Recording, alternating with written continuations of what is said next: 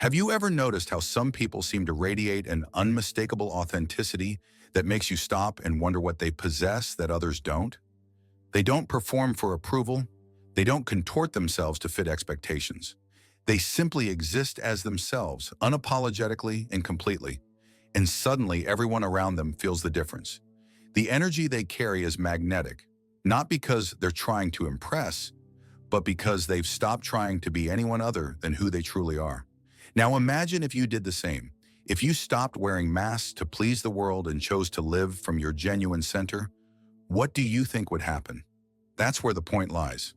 When you begin to live authentically, the world around you goes into a strange kind of shock because people are used to relating to your persona, to the carefully constructed image you've presented for their comfort. But the day you choose to drop the act and show up as your genuine self, everything changes. And those who thought they knew you realize they've only ever known the version of you that you thought they wanted to see. Carl Jung said, "The privilege of a lifetime is to become who you truly are." Now think about this. When you start showing up authentically, who gets uncomfortable? Who tries to pull you back into the old patterns? Who insists that you're changing too much or becoming difficult? This reveals more about their need to keep you small than about your growth. And it mainly reveals how much of your life you've been living for their approval without realizing it. You keep molding yourself to fit their expectations, to maintain harmony, to avoid the discomfort of being misunderstood. And with every forced smile, every suppressed opinion, every time you silence your inner voice to keep the peace, you give away a piece of your soul. And at the end of the day, what's left? A hollow feeling, a sense of disconnection from yourself, an emptiness that no external validation can fill. But I'll tell you why. Because you are too busy being who others need you to be instead of discovering who you actually are. You've become so skilled at reading the room and adjusting accordingly that you've forgotten what it feels like to simply be yourself without calculation or performance. This video is not about becoming selfish or inconsiderate. It's about choosing authenticity over approval. It's about embracing what Jung called individuation, the lifelong process of psychological development and self-realization that leads to the integration of conscious and unconscious elements of the psyche. And this process begins when you understand that living someone else's version of your life is the greatest betrayal you can commit against yourself. So I ask you now, looking into your eyes, how long will you continue to be a stranger to your own soul? How long will you perform a role that leaves you feeling empty inside? Maybe it's time to stop acting, to stop pretending, to become who you were always meant to be. Because when you choose authenticity over approval, everything changes. You have been taught to be agreeable, to blend in, to avoid making waves, to be the person others feel comfortable around. Since childhood, you have been rewarded for conforming and punished for expressing your unique perspective. But here's a truth that perhaps no one has told you with this clarity. This constant shape-shifting to please others is not kindness, it is self-abandonment. And as long as you continue to believe that your worth lies in how well you can mirror what others want to see, you will remain a prisoner of their projections. Do you know why? Because living inauthentically makes you seem safe and predictable. And everything that is predictable becomes controllable. People start to expect certain responses from you, certain behaviors, certain levels of compliance. They press your buttons knowing exactly how you'll react, and then they adjust their behavior accordingly. But you don't realize this because you're trapped in an illusion that being acceptable to everyone will somehow make you acceptable to yourself. But it doesn't work that way. Jung spoke extensively about the persona, this mask we construct to navigate social situations and gain acceptance. And while the persona serves a purpose in helping us function in society, the problem arises when we become so identified with the mask that we forget there's a real person underneath. You say you're fine when you're struggling. You laugh at jokes that aren't funny to you. You nod along with opinions that make your stomach turn. You present yourself as more or less than you are, depending on what the situation seems to require. But the truth is that the more energy you spend maintaining this false self, the more disconnected you become from your authentic nature. Living inauthentically is a form of spiritual suicide.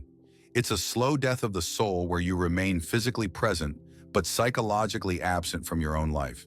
You become a ghost, haunting your own existence, going through the motions but never truly living. Carl Jung understood that beneath our carefully constructed personas lies what he called the self, the true integrated totality of our being. But accessing this authentic self requires courage, because it means facing parts of ourselves we've been taught to hide, deny, or be ashamed of. It means acknowledging our shadows, our contradictions, our imperfections. And most terrifying of all, it means accepting that we might not be who others want us to be. The process of becoming authentic is not just about expressing your preferences or speaking your mind. It's about a fundamental restructuring of your relationship with yourself and the world. It's about moving from external validation to internal alignment, from people-pleasing to self-honoring, from performing to being. But here's what most people don't realize. The fear of authenticity is actually a fear of rejection. We maintain our masks because we believe that if people saw who we really are, with all our flaws, struggles, and unconventional thoughts, they would leave. And so we present sanitized versions of ourselves, hoping to secure love and acceptance. But the cruel irony is that when people love your persona, they're not loving you at all. Jung said, "The most terrifying thing is to accept oneself completely." And he was right. Complete self-acceptance means acknowledging every part of yourself, the parts you're proud of and the parts you wish you could change. It means owning your mistakes, your limitations, your peculiarities.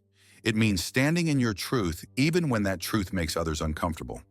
This is why authentic people often seem so powerful and unsettling to others. They're not trying to control how they're perceived. They're not managing their image or calculating their responses.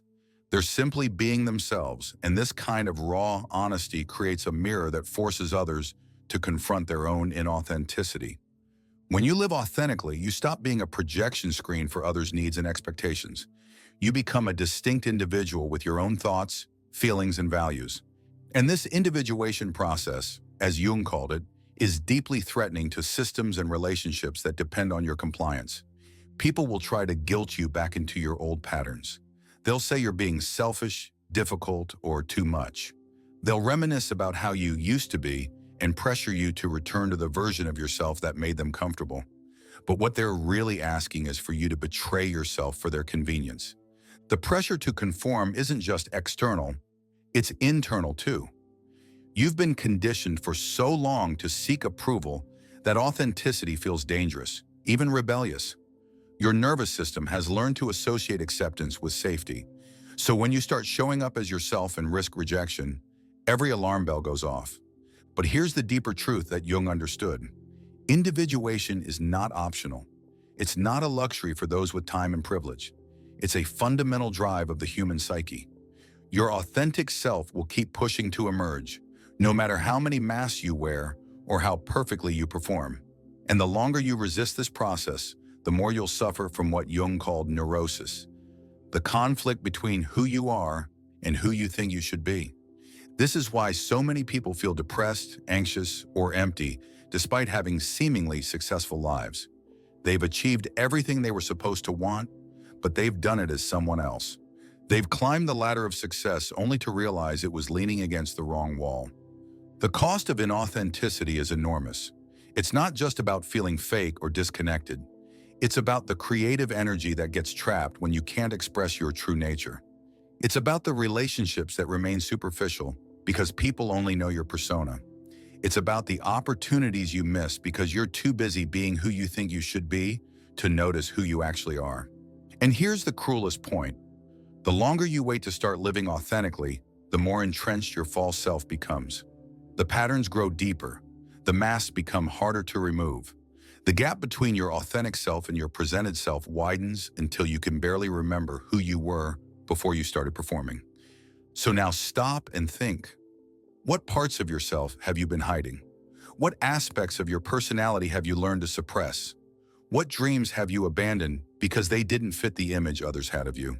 And more importantly, what would happen if you gave yourself permission to be exactly who you are? But before you can answer that, we need to understand something essential about the nature of authenticity.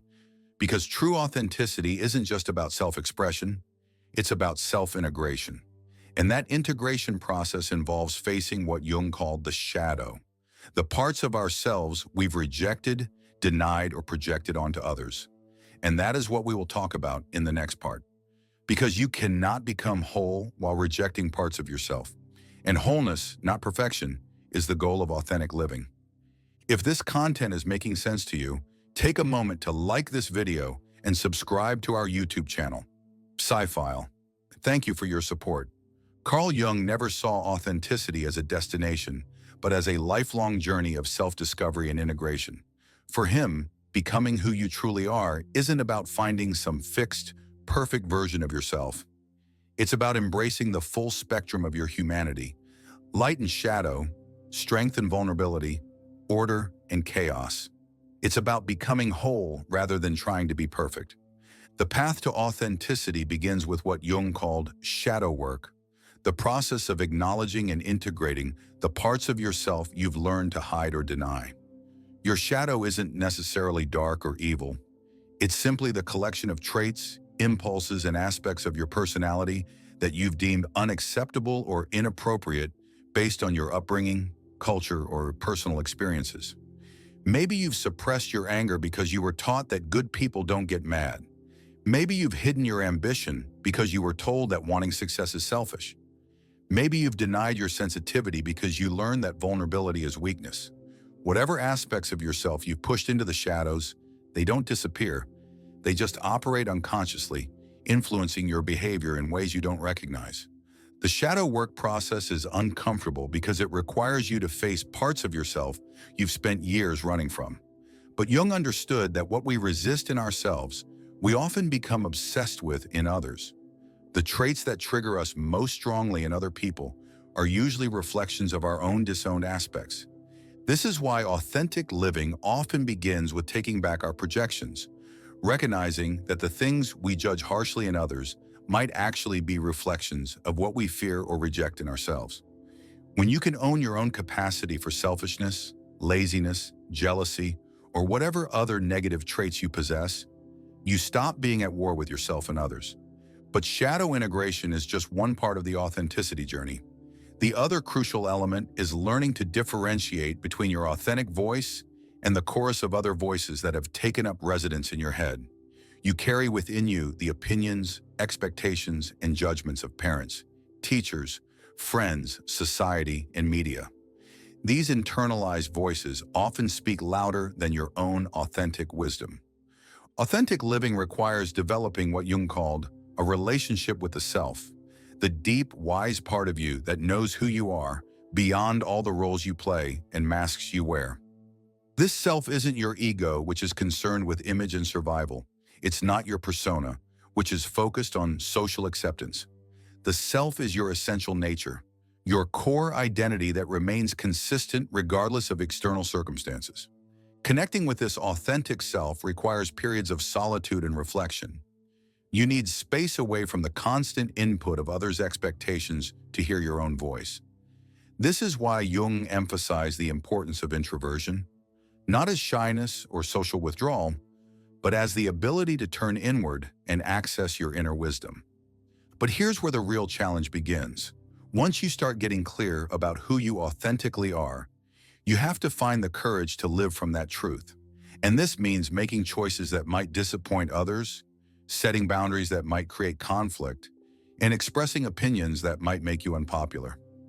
Authentic living requires what Jung called moral courage, the willingness to do what's right for your soul, even when it costs you socially, financially, or emotionally. It means saying no to opportunities that don't align with your values, even if they look good on paper. It means ending relationships that require you to be someone you're not, even if it means being alone for a while. It means pursuing your genuine interests and passions, even if others don't understand or approve. This moral courage is different from rebelliousness or defiance. It's not about rejecting everything just to be different. It's about making conscious choices based on your authentic values and accepting the consequences of those choices. And there will be consequences. When you start living authentically, you'll discover that not everyone who claimed to love you actually loved the real you. They loved the version of you that served their needs. Some people will be threatened by your authenticity because it highlights their own inauthenticity.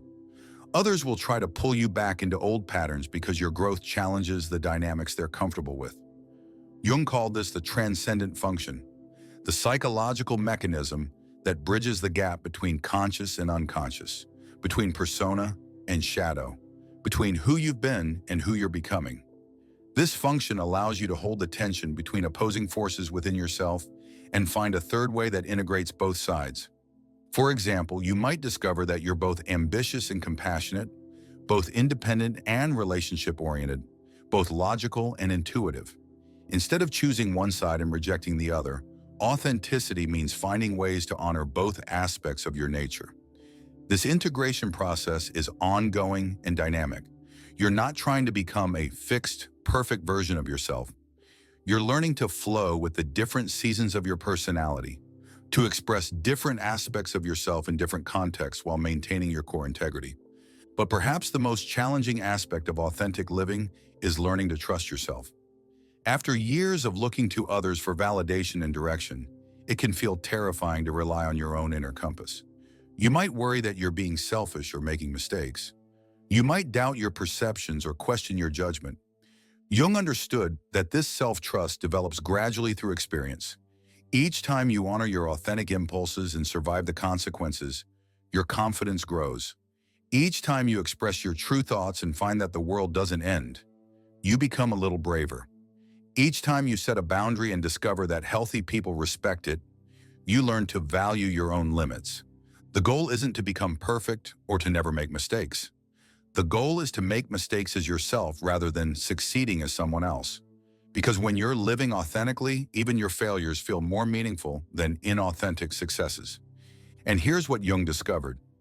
As you become more authentic, you naturally attract people and opportunities that resonate with your true nature. You stop wasting energy on relationships that require you to be fake, and you have more energy available for connections that nourish your soul. But there's one more crucial element to consider. Authenticity isn't just about self-expression, it's about self-responsibility. When you're living as your authentic self, you can no longer blame others for your choices or circumstances. You can't claim that you had no choice when you clearly did. This level of personal responsibility can be frightening, but it's also incredibly empowering. In the final part, we'll explore what life looks like on the other side of this transformation. When you've done the hard work of integration and learned to live from your authentic center, we'll talk about the freedom that comes from no longer needing others' approval and the peace that comes from being aligned with your true nature. Because the privilege of becoming who you truly are isn't just about personal fulfillment. It's about the unique contribution you can make to the world when you're no longer hiding your gifts. When you finally commit to living as your authentic self, something profound begins to happen. First comes the discomfort, the awkwardness of not knowing how to be yourself in situations where you've always performed. You might feel exposed, vulnerable, uncertain, but gradually this discomfort transforms into something else entirely. The first thing you notice is the energy. All that psychic energy you were spending on maintaining your persona, managing your image, and calculating your responses suddenly becomes available for other things. You feel more alive, more present, more engaged with life because you're no longer dividing your attention between being yourself and monitoring how others are reacting to you. Then comes the clarity. When you're no longer filtering everything through the lens of, will this make me look good? You start to see situations more clearly. Your intuition sharpens because it's not being drowned out by the noise of other people's expectations. You make better decisions because they're based on your authentic values rather than on what you think you should want. The relationships in your life begin to shift dramatically. Some people, uncomfortable with your newfound authenticity, will distance themselves or try to pull you back into old patterns. But others, often people you never expected, will be drawn to your genuine energy. You'll discover that authentic people recognize and appreciate authenticity in others. Carl Jung said that individuation leads not to isolation, but to more genuine connection. When you're comfortable with who you are, you can be present for others in a way that wasn't possible when you were busy managing your image. Your relationships become deeper because they're based on truth rather than performance. You stop apologizing for taking up space, for having needs, for being different. You realize that your uniqueness isn't a flaw to be hidden, but a gift to be shared. The world doesn't need another copy of someone else. It needs the original version of you. And perhaps most importantly, you develop what Jung called a sense of calling, a deep knowing of what you're here to contribute. When you're not busy being who others want you to be, you can finally hear what your soul is asking of you. This might be a creative pursuit, a way of serving others, or simply a way of being in the world that feels aligned with your nature. The privilege of becoming who you truly are isn't just personal, it's collective. When you have the courage to be authentic, you give others permission to do the same. Your genuineness becomes a catalyst for others' authenticity. You become part of the solution to a world that desperately needs people willing to show up as themselves. This doesn't mean life becomes easy. Authentic people still face challenges, still make mistakes, still experience pain and loss. But they face these experiences as themselves, with all their resources available, rather than as a diminished version of themselves. The rebirth that comes from choosing authenticity over approval is the birth of your true life, the life you were meant to live all along. Today we learn from Carl Jung that becoming who you truly are isn't a luxury. It's the fundamental task of human existence. We discovered that authenticity requires courage, shadow work, and the willingness to disappoint others in service of your own integrity. And we explored how this journey of individuation leads not to selfishness, but to genuine connection and meaningful contribution. If these insights sparked a moment of clarity for you, hit the like button to share this wisdom with others who might need to hear it. Subscribe to join our PSYphile community, where we dive deeper into life-changing ideas every week. Become a PSYphile and explore more ideas that transform how we see ourselves in the world. Now tell me in the comments, are you ready to stop performing and start being? Are you willing to trade approval for authenticity? If this message resonated with your soul, write in the comments, "I choose authenticity." Let's see how many here are ready for this profound transformation. And don't forget, keep watching the next video where we explore how to build unshakable self-worth from within. It's more important than you imagine. Until we meet again, carry these insights forward and remember Jung's wisdom.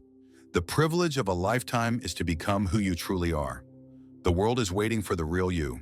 See you there, fellow PSYphile.